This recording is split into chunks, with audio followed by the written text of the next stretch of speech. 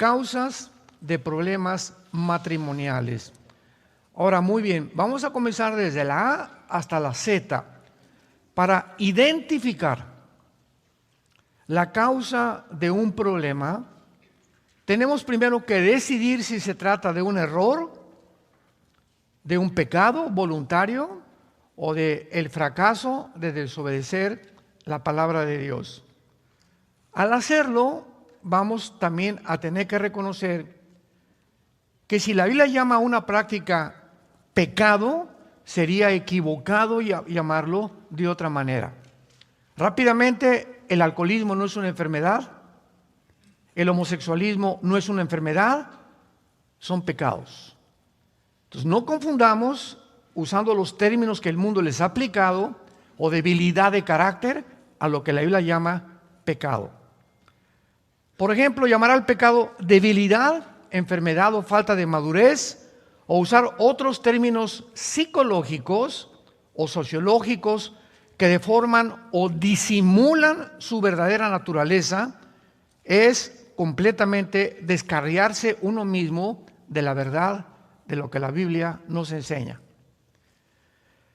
Las palabras, nos dicen los expertos en semántica, son signos o postes que nos pone Dios de lo que significan las cosas. Si se etiquetan las cosas que son pecado con otra naturaleza, con un poste, como por ejemplo hace algunos años la Asociación de Psiquiatría en California comenzaron a decir que el homosexualismo era una enfermedad. Muy bien, si es una enfermedad, que te la cure un médico. Y no hay ninguna medicina para eso. Pero si les decimos, es Jesucristo, pueden ir a la cruz. ¿Ven la diferencia? Si le decimos un alcohólico, porque en Alcohólicos Anónimos les dicen que es algo enfermo y que toda la vida van a seguir siendo enfermos. Y no hay ninguna esperanza entonces para una persona porque no, yo soy alcohólico hasta que yo me muera. Pero si le decimos al alcohólico, es Jesucristo la respuesta, lo podemos llevar a la verdadera cura y a la verdadera medicina. ¿Me van siguiendo? Muy bien. Por ejemplo, ya vimos, ¿verdad?, la conducta homosexual como enfermedad, no es ninguna enfermedad. La Biblia le llama y usa dos términos. Uno es abominación y la otra es algo digno de muerte. Veamos estos términos usados en el libro de Levítico, capítulo 18, versículo 22, y a continuación lo explicaré. Dice Levítico 18, 22, no te echarás con varón como con mujer, es abominación. Esta palabra toeva en el hebreo significa detestable y algo que contamina. Por ejemplo, en la iglesia, la organización que tenemos nosotros, tenemos homosexuales, tenemos lesbianas y son bienvenidos porque la iglesia es un hospital. Muy bien. Muchachito, ¿verdad? Qué bueno que vienes a identificarte, que eres gay o que eres homosexual o como le quieras poner de nombre. Sin embargo, te vamos a decir, ¿verdad?, que durante 6 meses te tienes que discipular y en los campamentos de jóvenes no te vamos a permitir ir, mucho menos que seas maestro de la escuela dominical, porque son personas que tienen necesidad de una restauración y no se logra de la noche a la mañana. Decía, por ejemplo, David Wilkerson, uno de los más grandes hombres de Dios del siglo pasado, él fundó lo que se llama Reto a la Juventud, que lo formó con Nicky Cruz. Cuando Nicky Cruz, jefe de las pandillas Mau Mau en Nueva York, fue este pastor David Wilkerson, Nicky Cruz se convirtió siendo el jefe de la pandilla más feroz de Nueva York y de los barrios más de Nueva York, y de ahí sacó un libro que se llama La Cruz y el Puñal. Y David Wilkerson considera el siguiente: de los 30 años para adelante, un homosexual tiene el doble de esfuerzo para rehabilitarse. Antes de los 30 hay una grandísima probabilidad de una rehabilitación más rápida. A los 40 es 3 veces más difícil y de los 50 para adelante es 5 veces más difícil rehabilitar a una persona que ha hecho un hábito, no de una enfermedad, sino de un pecado. Dice Levítico 20, versículo 13, Si alguno se ayuntare con varón como con mujer, es abominación. Ambos han de ser muertos, sobre ellos será su sangre. Recordemos algo, el contexto de los mandamientos de Dios, dados en muchas partes en el Antiguo Testamento, tenemos que recordar el grupo de personas a quien Dios se dirigió. Aquí tenemos un grupo de personas que está sacando Dios y lo está llevando por un desierto, y lo que tienen que cuidar este grupo de personas es cuidarse, purificarse lo más que puedan antes de entrar a la tierra prometida. No lo está diciendo a una grande nación. Entonces, si hay un homosexual en este grupo de personas, es tan peligroso que este muchacho va a contaminar a uno o dos muchachos. Esto es inevitable, porque tarde o temprano se va a acostar con uno o con otro, ¿verdad? Y le va a brincar en la noche o a la semana, y sin que nos demos cuenta, ya en la congregación hay 3 o 4 homosexuales. Hay un ejemplo muy grande que acaba de suceder, lo puedo mencionar porque es del conocimiento público, con el grupo de Hillsong, que fue un grupo precioso, una música lindísima de Jesucristo, pero de repente, ahí en Australia, comenzaron a permitir que dentro de la banda de los músicos se subieran homosexuales, y que homosexuales dirigieran también la alabanza. Entonces, a los 6 meses se descubre que 2 de ellos ya se habían casado, y era una organización que está representando a Jesucristo. ¿Qué pasó con los líderes? Pues al ratito cayó uno, cayó otro, etcétera, etcétera, y se hizo un desbarajuste por todos lados. Claro que todavía sigue, ¿verdad?, esta organización. En muy pocas, casi han renunciado todos los pastores de la mayor parte de las naciones. Hay algunos que son honrados. Brian Houston, que fue el fundador, es un hombre de Dios, con su esposa, ya lo exoneraron, ¿verdad? Me equivoqué, pero desgraciadamente no previmos que cometimos un grandísimo error. Mientras se curan, tenemos que excluirlos, porque contaminan. Una mujer lesbiana también, ¿verdad? Una mujer que es lesbiana, bien para acá las jovencitas, y sin que se den cuenta comienzan a tender una red, y al ratito caen también en el lesbianismo, porque contagia, es radiactividad. Entendamos que es por eso que la Biblia le llama pecado. Y cuando es pecado, no hay ninguna medicina más que la sangre de Jesucristo. Ningún sistema, ningún psiquiátrico, ninguna clínica, nadie puede sanar el pecado. Sino, ¿para qué Cristo muere en una cruz? Fue el desperdicio más grande que hizo Dios al permitir que su Hijo pagara. ¿Por qué? Por nuestros pecados. Porque no hay otra medicina más que la muerte de Cristo en esa cruz. Sin embargo, cuando le llamamos pecado a la homosexualidad o al alcoholismo, les podemos señalar la cruz, a Jesucristo. Por lo tanto, es muy importante dar a los problemas matrimoniales la etiqueta que la Biblia les da. Las otras etiquetas mienten respecto a los problemas, y de manera inevitable nos van a llenar o a llevar a soluciones falsas. Los que reemplazan la palabra pecado por etiquetas modernas, es posible que piensen que es bondadoso hacerlo. Ay, pues para que no se sienta tan mal, pero hacerlo es completamente lo opuesto. Veamos lo que el apóstol Pablo en 1 de Timoteo capítulo 6 le recomienda a su discípulo más cercano llamado Timoteo. Primera carta de Pablo a Timoteo, capítulo 6, versículo 3. Y dice así: si alguno enseña otra cosa y no se conforma a las sanas palabras de nuestro Señor Jesucristo y a la doctrina que es conforme a la piedad, está envanecido, nada sabe, y delira acerca de cuestiones y contiendas de palabras, de las cuales nacen envidias, pleitos, blasfemias, malas sospechas, disputas necias de hombres, corruptos de entendimiento y privados de la verdad, que toman la piedad como fuente de ganancia. Apártate de los tales.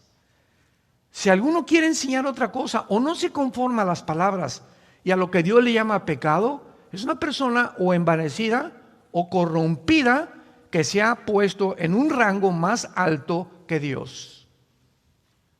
Y es cuando tenemos que tener cuidado, porque estamos rodeados, ¿verdad?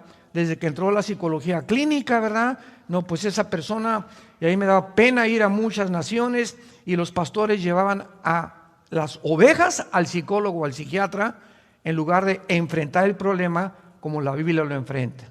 No, pues tiene un problema, les recomiendo que vayan al psicólogo o que vayan al psiquiatra. Y salen, ¿verdad? Pues con pastillas tranquilizantes, salen ya, ahora sí que como drogadictos, y jamás puede ningún ser humano curar el pecado de nadie. Solamente, repito y enfatizo, la sangre de Jesucristo. El llamar al alcoholismo una enfermedad es quitarle toda la esperanza a una persona alcohólica, porque no hay píldoras que curen esa enfermedad. Pero si se le llama pecado, tal como la Biblia lo dice, entonces hay una verdadera esperanza para este tipo de personas, porque Cristo vino a eso. Vino a librarnos del pecado y del poder del pecado.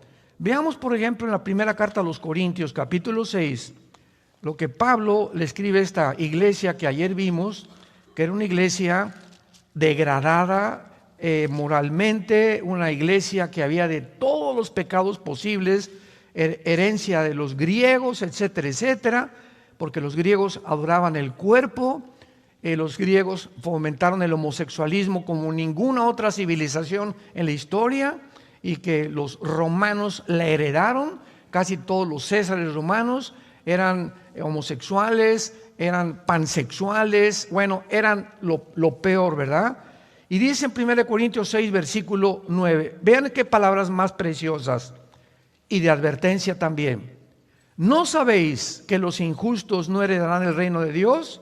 No erréis, ni los fornicarios. O sea, el fornicario en la Biblia es la persona que usa el sexo fuera del matrimonio.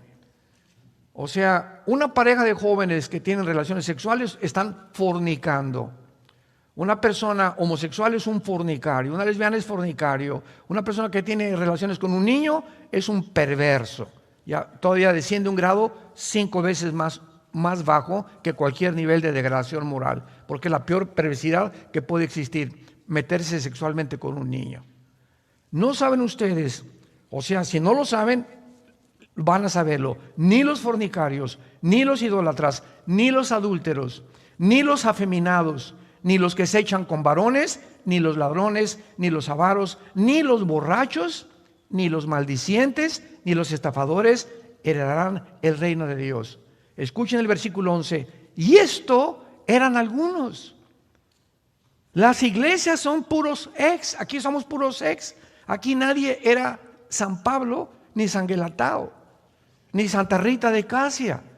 Todos nosotros en las iglesias somos personas que venimos lastimadas, heridas de un pasado que todos tenemos que cargar con él, hasta que llegamos a la cruz.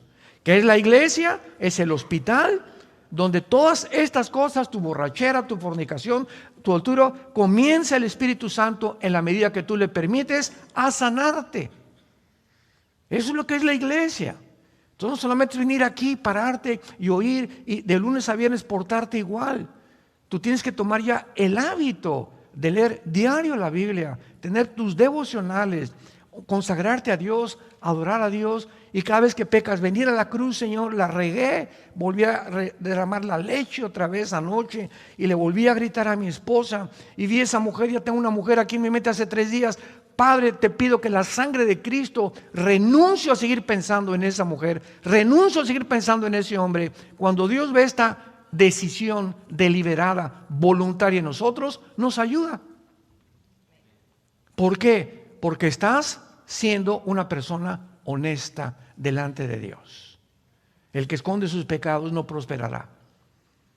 Discierne inmediatamente cuando hay algo que te está molestando en tu vida, ven corriendo a la cruz antes de que comience a hacerse un hábito y el hábito acabe formando tu carácter.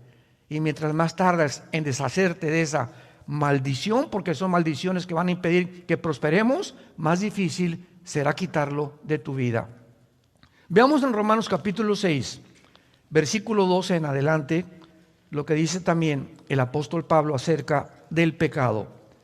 No reine pues el pecado en vuestro cuerpo mortal, de modo que lo obedezcas en todos sus impulsos desordenados, que se tradujo concupiscencias. Notemos en primer lugar que el pecado es como un rey. Cualquier cosa que entre a tu vida sin que te des cuenta, ya no eres tú el que gobiernas. Ya hay una fuerza maligna dentro de tu vida que te está dominando, como la pornografía, la gula, la borrachera, la homosexualidad. Son fuerzas internas que sin que nos demos cuenta nos comienzan a... ¿Quién es un rey? Es una persona que gobierna, que tiene súbditos, que tiene autoridad y que se le tiene que obedecer. Y así le llama el Espíritu Santo al pecado, como un rey. Y se nos manda, ¿qué cosa? Que no lo obedezcamos. Te levantas a las 9 de la noche, quiero pizza. No, qué pizza ni qué nada. Me voy a dormir. Y te va a costar y te vas a dormir. Y al otro día, quiero pizza a las 11 de la noche, no le doy. Y comienzas a tu cuerpo a sujetarlo, y no es mi cuerpo el que me da las órdenes, ahora va a ser mi mente con el poder del Espíritu Santo. Y a los 4 o 5 días que le diga, cállese y no le voy a dar postre en la noche, se convierte en un hábito y he roto esa maldición. Voy caminando por la calle, estoy acostumbrado a ver a las mujeres, por aquí no la veo. Y no veo esto. Y veo la televisión y le cambio de canal. Y cuando lo repites, Dios el Espíritu Santo en tu vida ve que tienes la intención, no quiero pecar, porque hay la voluntad, y le vuelves y le cambias, a la semana tu mente se levanta una fortaleza contra las tentaciones de Satanás. Nadie cae en adulterio de la noche a la mañana. Nadie. Ya tienes 1 mes, 2 meses mirando a una mujer o a un hombre, todo comienza a crecer, y cuando te das cuenta hay un monstruo dentro de ti. Se convirtió en un rey porque no quisiste obedecer a Dios. Obedeciste tus impulsos desordenados que luchan en contra de la voluntad de Dios. Dice el versículo 13, ni tampoco presenten vuestros miembros, o sea, mis órganos sexuales, mis brazos, mis piernas, mi cabeza, eso es lo que son miembros. No presentes tus miembros al pecado como instrumentos de iniquidad. ¿Qué usa el pecado? Usa mis ojos, usa mis oídos, usa mis brazos, usa mis piernas, mis órganos sexuales, mis pensamientos. El pecado tiene que usar al cuerpo como su instrumento. Nuestro cuerpo es el instrumento a través del cual pecamos. Pecamos con los ojos, oyendo conversaciones feas, viendo cosas feas, vulgares, inmorales, etcétera, etcétera. Caminando en lugares donde no debo entrar. No debo entrar a una discoteca, no debo entrar a una casa de prostitución. No voy a entrar cuando mis amigos están burlándose de Dios, etcétera, etcétera. Mis brazos, ¿verdad? No voy a tocar a una mujer. Nosotros en Vida Nueva para el Mundo tenemos una ley en los pastores. Nosotros no le damos consejería a ninguna muchacha joven. Hermano pastor, ¿me da consejería? Le hablo a mi esposa y si mi esposa no está, no te puedo dar una consejería. ¿Por qué? Porque la carne es débil. Hay hermanas también, ¿verdad? Que llegan, pastor, no, hermana, no se me acerque. No me chille a su esposo o a su mamá. ¿Por qué? Porque comienza el contagio y comenzamos a sentirnos y sin que nos demos cuenta, caemos. Somos hombres igual que ustedes y tenemos que poner reglas y tenemos que poner cercos porque no podemos jugar. ¿Quién jugará con una brasa caliente y la avientas y vas a acabar quemando? Cualquiera que siga mirando a una mujer y la sigues mirando, vas a caer en adulterio tarde o temprano. Porque estás jugando y creyendo que puedes vencer. No es cierto, el espíritu está presto, la carne es más débil de lo que nos imaginamos. Nadie es invulnerable al pecado. tenemos que poner cercos y cuidar nuestra mente, nuestros pensamientos, lo que vemos, lo que leemos, lo que observamos, si queremos fortalecer interiormente nuestra alma y luchar contra el pecado. Dice el versículo 14 de Romanos 6, porque el pecado no te tiene por qué dominar, porque no estás bajo la ley, estás bajo la gracia. Ahora, antes de que fuéramos nosotros cristianos, yo me acuerdo, mi padre se murió porque se fumaba 3 cajetillas de cigarros delicados sin filtro. Pobrecito, se murió en 1970, en aquel tiempo no había la información que tenemos de la fumar. Se desayunaba una taza de café así, con 3 bolillos. Y el pan blanco te sube completamente todo aquello que va y favorece la diabetes. Entonces el pan blanco, elimínalo completamente de tu dieta. Trate de buscar pan integral, no tomar refrescos, nada de lat, etcétera, etcétera. Mi padre se muere a los 52 años con 4 ataques al corazón de arteriosclerosis. Me impactó tanto la muerte de mi padre porque era un hombre casi 1,90 de estatura, muy fuerte, etcétera, etcétera. Y engordó, y cuando se dio cuenta estaba bien gordo. Y le encantaban las quesadillas y las grasas y no había tanta información. Y lo tronó, ¿verdad? Se le llenó la sangre de colesterol. Y se muere de arteriosclerosis. Y ahora tenemos muchísima información porque Dios quiere que la generación que lleguemos al final, lleguemos saludables, lleguemos con energía. Dios nos quiere amar, Dios quiere que le sirvamos. Dios quiere que podamos realmente presentar fuerzas. No podemos presentar fuerza al pecado sin energía.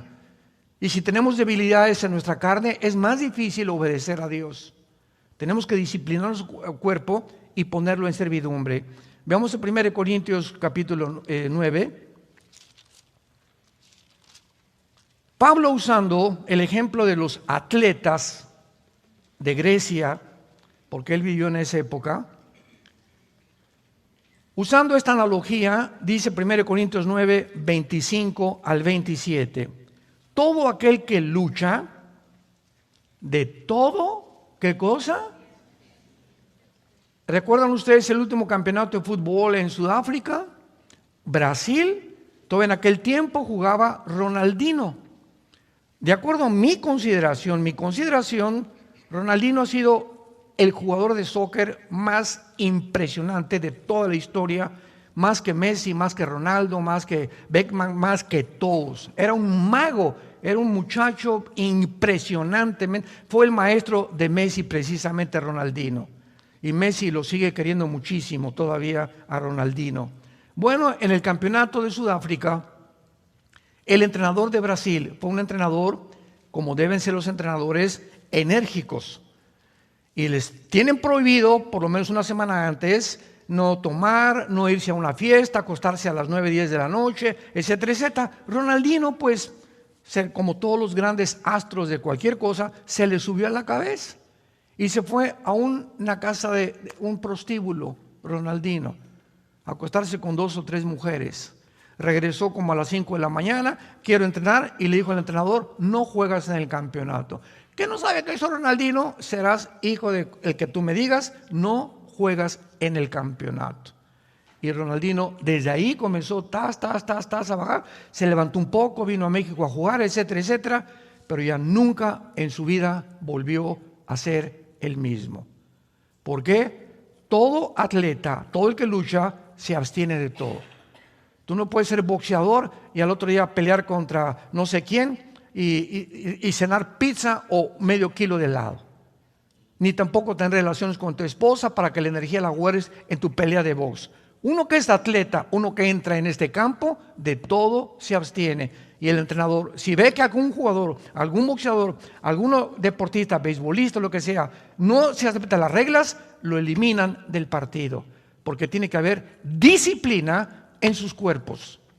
Y dice Pablo, unos para recibir una corona corruptible, pero otros una incorruptible.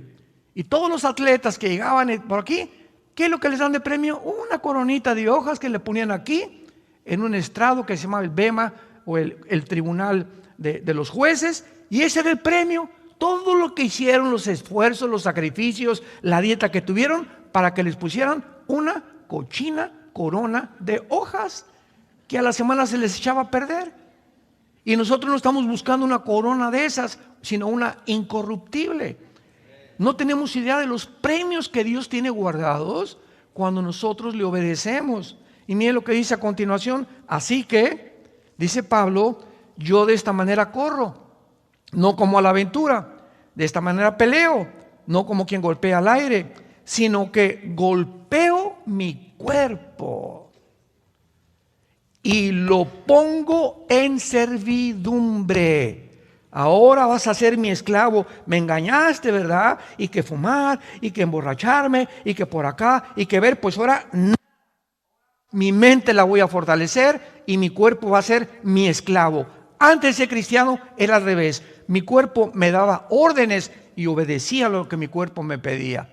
Le dábamos gusto a los placeres del cuerpo, porque éramos esclavos del pecado. Ya no somos esclavos del pecado. Dios infunde un poder que se llama el Espíritu Santo entre nosotros, para que el Espíritu comencemos a desarrollarlo entre nosotros a través de la palabra y de la comunión con Él. Y mientras más estamos en el Señor, más fuerte y más fuerte nos quiere volver el Señor, hasta volvernos guerreros, gigantes, donde ya mi cuerpo es una fortaleza y ya es más difícil que caiga en la tentación que en cualquiera que sigue obedeciendo los deseos y los placeres de su cuerpo. Estamos en una guerra, cristianos. Esto no es un chiste. Y la batalla y lo que está de por medio es tu alma y la vida de tu familia y de tus hijos. Golpeo mi cuerpo y lo pongo en servidumbre. Y miren lo que dice Pablo. No sea que Pablo, el más grande misionero y cristiano después de Cristo en la historia de la cristiandad, dice Pablo, no sea que yo, habiendo sido grande predicador, heraldo, yo venga a ser eliminado. No significa que va a perder la salvación, porque la salvación no se pierde. Significa que Dios te puede decir, ya no te uso. Sigues siendo un cristiano, ya no tienes poder, ya no ganas las almas, ya no tienes una pasión por la verdad, todo lo haces ya mecánicamente, te has vuelto un religioso. ¿Por qué? Perdiste las ganas, ya no disfrutas la Biblia, no disfrutas ya nada en la vida, simplemente ¿por qué? Porque Dios no te usa. Dice Pablo en otra parte de la carta a Timoteo, en un fregadero, en una cocina de una señora, hay vasos sucios y hay vasos limpios. Viene alguien a mi casa, dice Pablo, y pues le voy a dar un vaso sucio y ponerle ahí cualquier cosa y dar, no, uso los vasos limpios. Los que están sucios están en el fregadero esperando ser lavados, y hasta que no sean lavados no se pueden usar. Y dice Pablo, así son las vidas de ustedes. Cuando Dios quiere usar a alguien, ¿a quién va a buscar? ¿A quién va a usar? Para hablar a tu mamá, para hablar a tu primo, para convencer a un homosexual, para que, ay hermano, venga a orar al hospital por mi enfermito y mándele un recado que se sane. Y usted, hermana, ¿qué? ¿No puede ir usted y darle el testimonio y darle el plan de salvación? Es que no puedo. ¿Por qué no puede? Porque está sucia seguramente. Dios usa instrumentos limpios, porque Dios es un Dios santo, santo, santo. Santifíquense para que nos convirtamos en instrumentos útiles para Dios. Muy bien. Vemos entonces claramente que cuando Alcohólicos Anónimos le dice a sus seguidores que tienen que recordarse cada día, durante el resto de su vida que son alcohólicos, no se les ofrece ninguna esperanza. Pablo, en el pasaje que leímos, les asegura a los homosexuales, a los borrachos, que esto eran antes, pero que ya no lo son.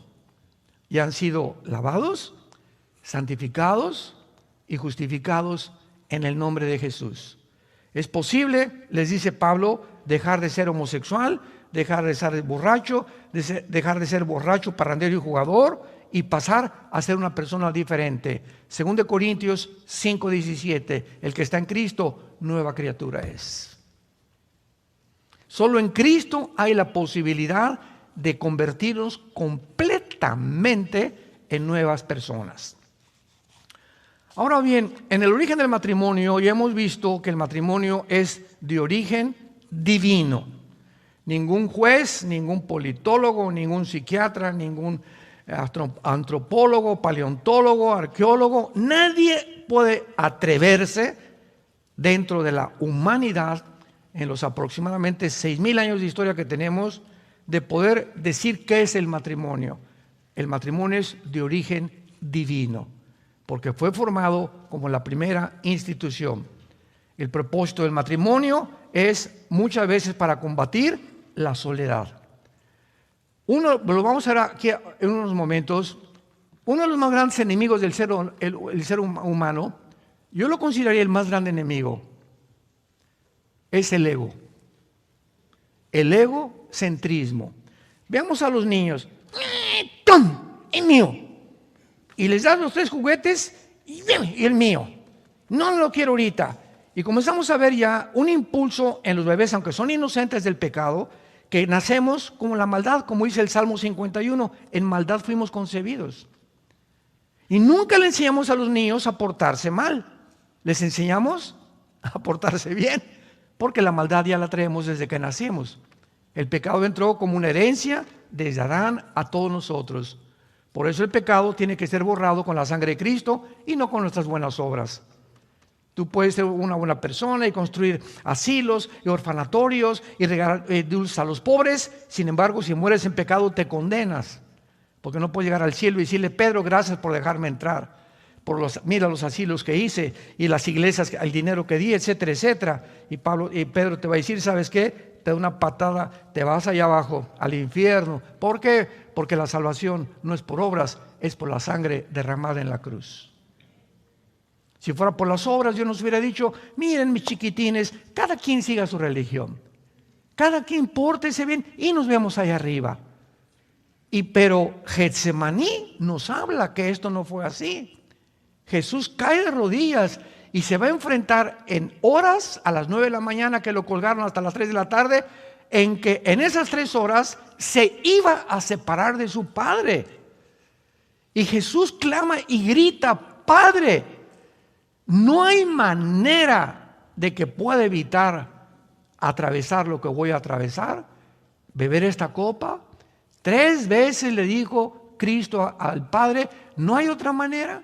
No habrá manera que venga el arcángel Miguel y él pague por los pecados, o que algún papa los perdone, o que le recen a algún santo, o que siga una buena religión. Y el Padre cerró completamente y le contestó: sin derramamiento de sangre no hay perdón de pecados. Solamente en la cruz tenía que morir un Dios y un hombre, porque ningún hombre puede perdonar pecados a nadie. Solo Dios perdona pecados. El que estaba en la cruz tenía que ser Dios, pero tenía que ser un hombre para identificarse con nosotros por el pecado hereditario de los primeros padres de Adán. No hay manera, otra manera más que la cruz, de acuerdo a Dios. Si tú quieres inventar tu manera de llegar a Dios, esa es tu manera. Y eso es la soberbia, que somos nosotros los que dictamos cómo llegar a Dios. No, la Biblia nos dice que Él pone y Él ha establecido los términos para llegar al cielo. ¿Los aceptas o te va a rechazar como Caín? ¿Se acuerdan de Caín? Génesis 4, se acercó a Dios ¿con qué? Te traigo mi pichoncito y te traigo mi becerrito y te traigo lo mejor de mi huerto. Y Dios le dijo: no lo recibo. ¿Por qué? Porque tu hermano me trajo la sangre de una oveja. Desde el principio se establece que tiene que haber un sustituto para pagar tus pecados. Las obras no sirven. Las obras vienen después de que hemos recibido a Cristo, pero no para recibir a Cristo. Vienen como resultado de tu salvación y no como el medio para que tú te salves. A la cruz, la cruz es esto, yo tengo que llegar a la cruz. Señor, gracias porque, mira, no soy tan malo, ¿verdad? Y no he sido adúltero, como las prostitutas, ni borracho, ni parrandero, ni jugador. Yo no puedo venir a la cruz y ofrecerle nada a Dios más que en esta mañana: Señor, ten misericordia de mi pecador. No tengo, Señor, nada que ofrecerte. Soy un miserable pecador. Ni nada de lo que he hecho te va a satisfacer. Creo que tú en la cruz pagaste por mis pecados. Y ahí es cuando Dios entra a tu vida, porque has reconocido que es por creer en el sacrificio y no por lo que hayamos hecho. ¿Cuál es la diferencia entre el cristianismo y todas las religiones? Todas las religiones, sin ninguna excepción, enseñan que tienes que hacer algo para entrar al cielo. Que viernes primero en el catolicismo, ¿verdad? Ahora sale un santo, el no comer carne en la cuaresma, etcétera, etcétera. Que el Papa, hay una puerta en el Vaticano que dice que el que atraviesa la puerta tiene la salvación, Virgen del Socorro. Pórtate bien, por aquí, por allá, haz estas cosas, haz. Y el cristianismo dice, ya Dios lo hizo en la cruz. No tenemos que ofrecerle nada a Dios, Él lo hizo en nuestro lugar, solamente tenemos que recibirlo. Y cuando lo recibimos, vivimos toda la vida humillados, porque sabemos que lo que somos, lo somos por su gracia, no por mérito. No hay nada de qué jactarnos caminando con Jesús. Entonces, esto es muy importante porque cuando nos casamos, es posible que alguien haya malentendido cuando hicimos los famosos votos en el matrimonio. Cuando una pareja, vamos a abordar el tema del egocentrismo, porque si el ego es el principal problema del matrimonio, Cristo vino precisamente a eso, a librarnos del ego. Y es en el matrimonio el gimnasio de Dios. Si hay algún medio a donde podamos ejercitarnos para cada vez matar más nuestro ego, es en el matrimonio. ¿Por qué? Porque cuando venimos a hacer los votos matrimoniales, tanto como si te diste cuenta o no te diste cuenta, se están prometiendo la pareja proporcionarse compañía el uno al otro durante el resto de su vida. Pero tenemos que observar esto con mucho cuidado, porque no estás prometiendo recibir compañía. De aquí en adelante, te prometo, me tienes que prometer que me vas a dar tu compañía. No. En los votos matrimoniales es, te prometo que por lo que me queda de vida, te voy a dar compañía. Es dar y no recibir. Si tú te casas y dices, es que Elizabeth Taylor, 9 matrimonios, la Chulis, la artista de cine, es que no he encontrado en ningún hombre lo que yo he estado buscando, el ego del tamaño de la Torre de Babel. Es que mi esposa no me da lo que yo quiero. Espérame tantito, es que no has entendido el matrimonio. Si tú sigues buscando de tu pareja que te dé, pues vives completamente en el trono del ego.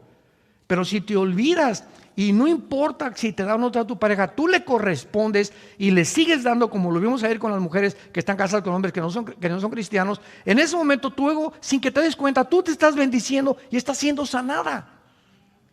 Estás siendo sanado. Y llega un momento en que ya es tan grande tu pasión, ¿verdad?, por la persona, y si él se comete adulterio, pues que se vaya el gavilán, si te deja, que te deja, pero tú sigues siendo feliz, porque en el matrimonio te libraste y comenzaste a sanar tu ego, y estás lista. Si quieres casarte con otro, con otra, estás perfectamente preparado para segundo o terceras nupcias, si es la voluntad de Dios, porque si no, el segundo matrimonio es peor, el tercer es peor, el cuarto vas a acabar en el psiquiátrico. El matrimonio no es un acto de amor en el cual una persona promete cubrir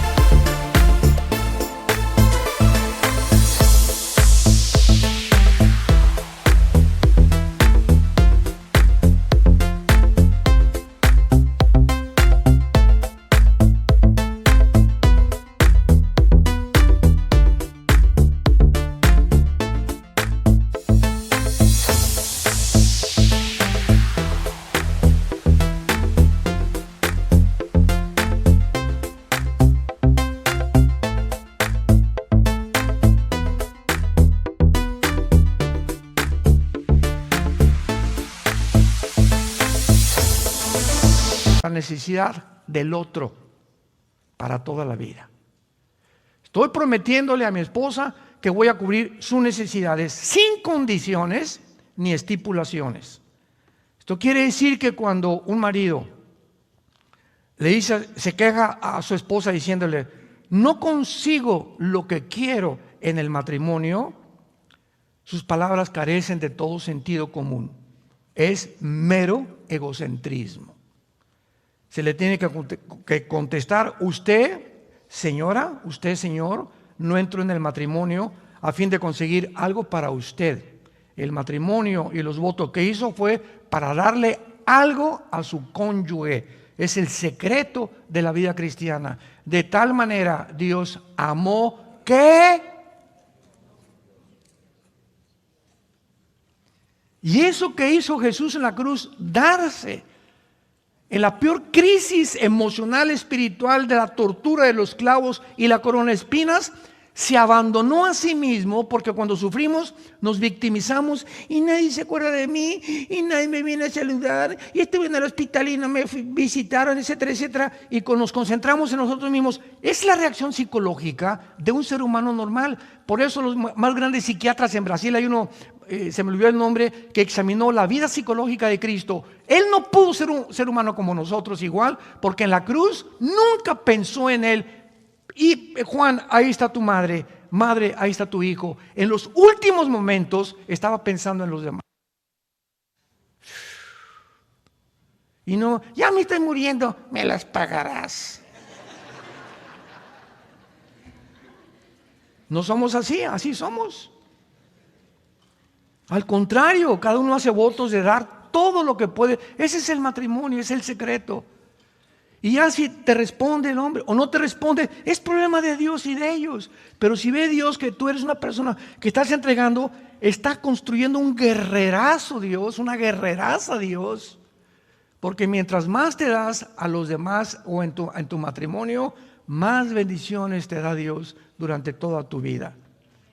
Por lo tanto, ¿verdad? La única cuestión es preguntarse, ¿estoy cumpliendo mis votos?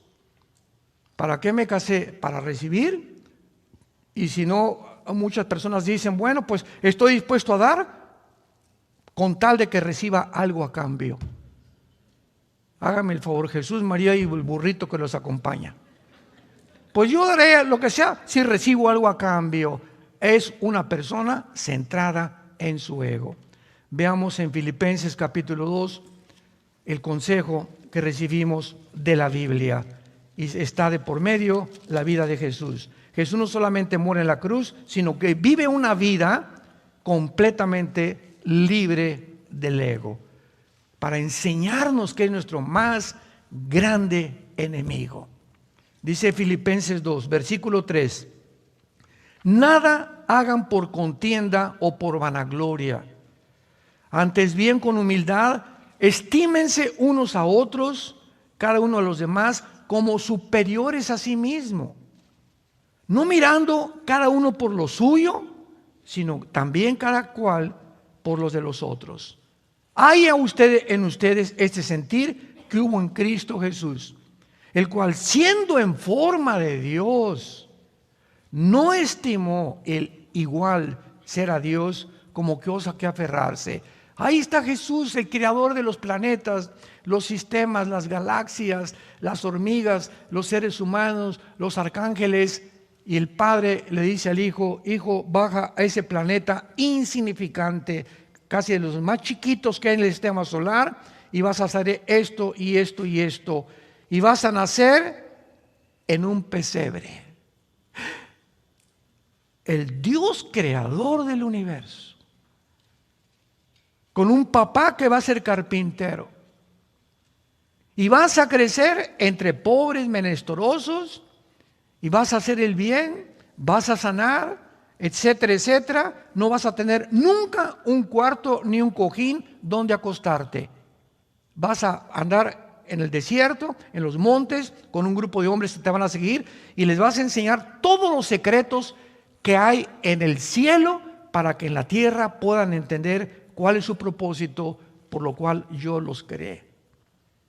Y finalmente vas a abrir tus brazos en una cruz y todos los que sanaste y todos los que los demonios que le sacaste te van a gritar: crucifícale. Los que te alabaron al entrar a Jerusalén: Hosana el que viene al rey David, en 5 días te van a crucificar. No confíes en los hombres, no confíes en la fama, no confíes en la popularidad, no confíes en los halagos que te hace la gente. No cedas ni se envanezca tu ego, porque no sabes quién soy yo. En los estacionamientos que tenemos en nuestras iglesias llegan los hermanos y tenemos un grupo de personas, estaciónense por ahí. ¿Qué, usted no sabe quién soy yo? No, pero yo sí sé quién soy. Yo soy hijo de Dios. Y si usted...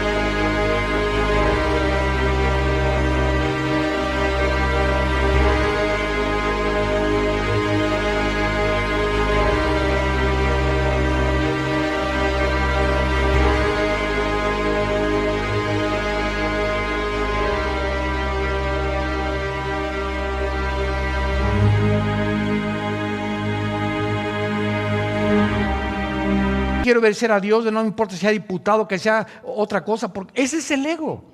Siempre, ¿qué no sabes quién soy yo? ¿Qué no me tienen que tratar? Pónganme la alfombra. Todas esas personas son las más miserables de la vida. Hace algún tiempo di un ejemplo de la Madre Teresa. Todos ustedes saben la Madre Teresa de Calcuta, que tenía muchas cosas para curar a enfermos de lepra, etcétera, etcétera. Y llegó a Nueva York la Madre Teresa. Y le preguntaron los reporteros: oiga, Madre Teresa, pues aquí en Nueva York hay millonarios que le pueden dar a usted un lugar con aire acondicionado, un leprosario, no tiene por qué regresar allá a la India, etcétera, etcétera. Aquí tenemos un carro, le ponemos una limusina a sus órdenes, porque ella era una figura pública. Y entonces ella contestó: no, pero ¿por qué nos niega usted eso? Y contesta la Madre Teresa: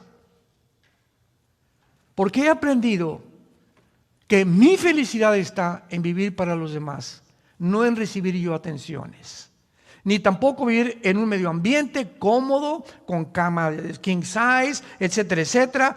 Yo he sido llamada y he encontrado que mi felicidad radica en dar mi vida por estos leprosos. Me regreso a Calcuta. Y le dijo adiós al dinero, a la fama, a todas esas cosas.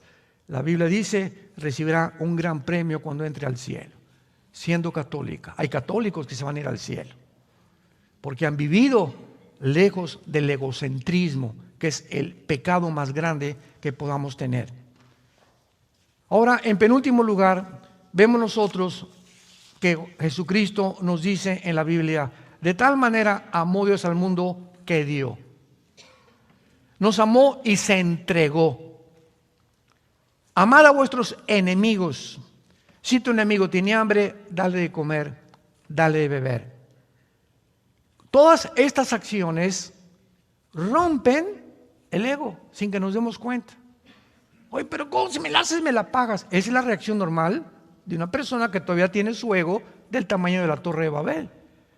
Pero cuando ya las ofensas de la gente, o tu esposo o tu esposa, ya no permites que entren, ni te quiten la paz, ni te lastimen el alma, has desarrollado dentro de ti una armadura invisible que te va a hacer y dar la fortaleza para enfrentar la vida y soportar otras pruebas que van a venir con más fortaleza, porque has fortalecido, tienes una armadura espiritual qué es lo que Dios quiere desarrollar en nuestras vidas como cristianos.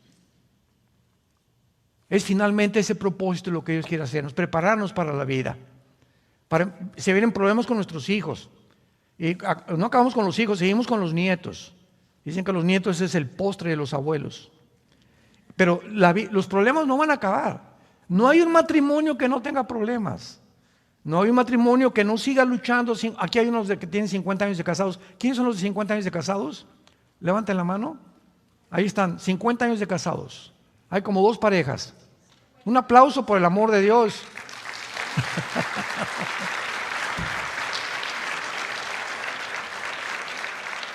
Yo le dije al hermano, hazle una estatua a tu esposa. Y conteste ella, no, los dos nos hemos soportado. Qué lindo, ¿verdad? Para llegar a esa edad y a las bodas de oro es porque los dos realmente han puesto su parte. Es la única manera de tener un matrimonio feliz y contento. En otras palabras, notamos que en la Biblia todo comienza con dar. ¿Y dónde se demuestra más el egocentrismo también? ¿En dónde? En la cartera. Porque aquí, cuando sacas la cartera, ahí está completamente, donde está tu tesoro, está tu corazón. Y nos acostumbramos, antes de ser cristianos, a dar limosnas.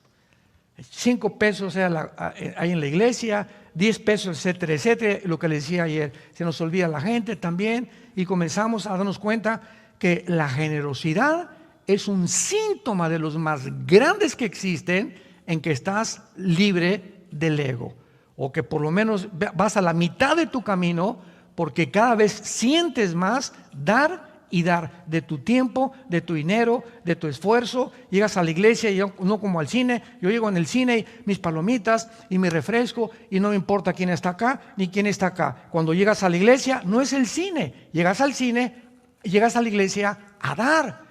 Vengo ahorita al seminario, oye, no te conocía, mucho gusto, doña Chole, ¿cómo está usted? La veo medio triste, ¿me permite orar por usted? No, que entramos a la iglesia, santo, santo, santo, no saludamos a nadie, no nos importa a nadie, no pusimos los brazos sobre nadie, no oramos sobre nadie. ¿Por qué? Porque nuestro ego nos sigue controlando. Qué tristeza ver iglesias así, donde cada quien, ¿verdad? Nomás lo mío con orejeras y no saluda a nadie. Oye, mucho gusto, yo no la había visto cuando llegó usted a la iglesia. Mi nombre es fulano de tal, soy plomero, soy arquitecto, me da mucho gusto que venga. Mira qué bonita familia tiene, estamos para servirles, ¿eh? Y la gente cuando llega a una iglesia y ve que la gente lo recibe así, ¿a quién no le gusta que nos traten bien? ¿A quién no? Vean, este hotel es una característica de los buenos hoteles. Cuando llegas, oiga, señor Alducin, no, señor Alducin, le dije, ¿de dónde me conoces, compadre? ¿Qué, hemos estado en la cárcel juntos o qué?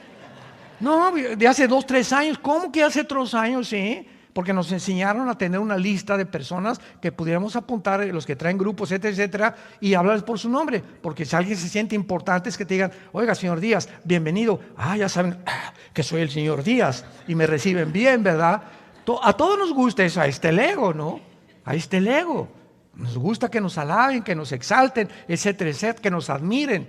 Ese es el ego. Y cuando ya evadimos todas esas cosas y lo único que nos importa es buscar dar y pasar tiempo, Cristo se detuvo en todo su ministerio 3, 4 horas con una mujer que llevaba 5 matrimonios, la samaritana, capítulo 4 de San Juan. Una mujer que llevaba 5 matrimonios y con el que estaba viviendo, la chulis, era su amante. ¿Y qué llegó Cristo con esta mujer a decirle? Eres una pecadora, etcétera, etcétera, dame de beber. Sí, y te voy a decir que esa agua vas a volver a tener sed. O sea, sigue buscando en los hombres la felicidad, nunca vas a estar satisfecho. Pero el agua que yo te daré será una fuente que salte de vida eterna en tu vida. Ya no busques en otras mujeres o las fantasías. Con otro hombre sería más feliz. ¿No es cierto? No es cierto. No es cierto. Si con el que tienes no pasaste la prueba, no vas a pasarla con el otro, ni con la otra tampoco. Son puertas falsas porque buscamos siempre el ego de saber quién me va a hacer feliz. Con esa sí sería feliz, con ese hombre sí sería feliz. Mentiras, mentiras, mentiras. Está siendo deshonesto, deshonesta con Dios. Amémonos como Dios nos ha puesto. Démosle gracias por la esposa que tenemos, los hijos que tenemos y luchemos por nuestra familia. Padre, te damos gracias en esta mañana. porque sabemos que en el mundo tendremos aflicción. Pablo, quiero decirte, le dice a Timoteo que en los últimos tiempos habrá hombres amadores de sí mismos. La primera característica que Pablo le dice a Timoteo: hombres, mujeres, amadores de sí mismos, centrados en sus intereses, en sus propiedades, en lo que les conviene, en lo que reciben de los demás. Por eso mueren, han alcanzado puestos, presidentes, deportistas, cantantes, y cuando tienen todo eso se dan cuenta que nunca vivieron para los demás. Por lo cual en la tercera edad, en la cuarta edad, van a recibir lo que sembraron y van a morir miserables, vacíos, descubriendo tal vez demasiado tarde que vivieron para ellos mismos. Haya pues este sentir en ustedes que hubo en Cristo Jesús, el cual, siendo en forma de Dios, no estimó el igual a ser su Padre en el cielo. Bajo un mundo depravado, a un basurero bajó Dios a caminar entre nosotros y enseñarnos que Él, el creador del universo, se hincaba delante de nosotros a lavarnos los pies. Dios viene a hincarse delante de nosotros. ¿Y nosotros quiénes somos? ¿Cómo puede haber ese orgullo todavía en tantos seres humanos? Tanto egocentrismo en sus propias vidas, buscando siempre aplauso, admiración, halagos que los sirvan, cuando es todo lo contrario lo que Jesús nos enseñó. El más grande entre ustedes no es el que es servido, sino el que sirve a los demás. Ahí está la grandeza, de acuerdo al Dios de la Biblia. Te damos gracias, Señor, en esta mañana por tu palabra, y estamos listos con el poder de tu Espíritu a vivir esa vida que tú quieres que nosotros vivamos, para que podamos realmente decir que por el amor que nos tengamos unos a otros, nuestros mismos hijos sabrán que somos cristianos, que nuestro cristianismo es legítimo, es honesto, es puro, es transparente, porque ejemplo hemos dado de que seguimos los pies del Hijo de Dios, a quien exaltamos en esta mañana y a quien bendecimos porque se llama Jesucristo. Amén.